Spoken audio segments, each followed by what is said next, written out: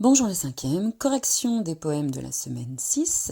Alors, des poèmes étranges, je sais que vous avez trouvé bizarre, mais voilà, l'art, ça n'a pas forcément pour fonction de reproduire la réalité.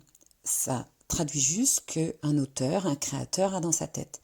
Comme la peinture que je vous ai mis en démonstration de Kandinsky, vous allez me dire, mais moi aussi je pourrais faire ça, des ronds, etc., etc. Mais vous ne l'avez pas inventé. Donc, le langage qu'on utilise, il est utilitaire, on communique les uns avec les autres, il sert à ça. Le langage des créateurs n'a pas besoin d'être à la base le même qu'on utilise tous d'habitude, d'où des poèmes que vous ne comprenez pas et que vous trouvez bizarres. C'est justement ça qui est intéressant. Alors, page 51, la question 1.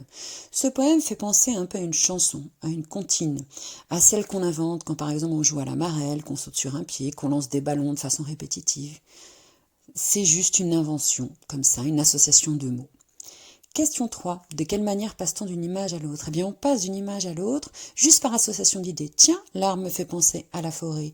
Tiens, le ciel me fait penser au nuage. Tiens, ça me fait penser à une église parce que je vois une église au loin. Association d'idées avec plus ou moins de rapport. Pourquoi peut-on parler d'un texte, d'un monde sans fin? Parce que ça peut durer indéfiniment, ça. Et les petits le font beaucoup. Les enfants aiment inventer des choses qui ne veulent rien dire, des poèmes, des textes, font des ciels verts, des ciels mauves avec des points oranges, et ça n'a pas d'importance parce qu'ils inventent ce qu'ils ont envie d'inventer. Alors, page 146, peut-être encore plus étrange. Eh bien, question 2. La personnification, c'est quand je prends quelque chose, un élément, et j'utilise pour lui des mots qui normalement sont utilisés pour les êtres vivants. Ainsi, dans l'exemple à retenir, et oui, les fleurs dorment debout, mais les fleurs ne sont pas des êtres humains, elles ne sont pas censées dormir, elles sont juste des fleurs, personnification. Dans un autre sens, par exemple pour représenter la République française, j'utilise Marianne qui personnifie la République française.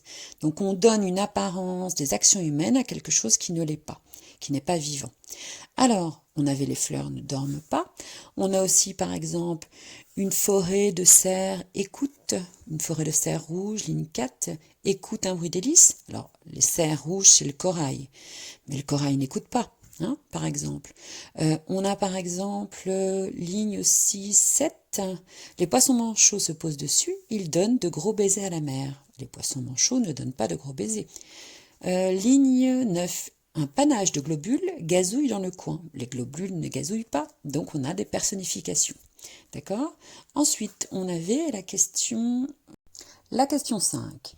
Quels objets cités dans le poème ne s'attend-on pas à trouver dans la mer? Eh bien, là, le terme objet est un petit peu moyen. Mais en tout cas, on a le robinet qu'on ne s'attend pas à trouver dans la mer. On nous parle d'éclairage, de décor, des termes qui ne conviennent pas à la mer.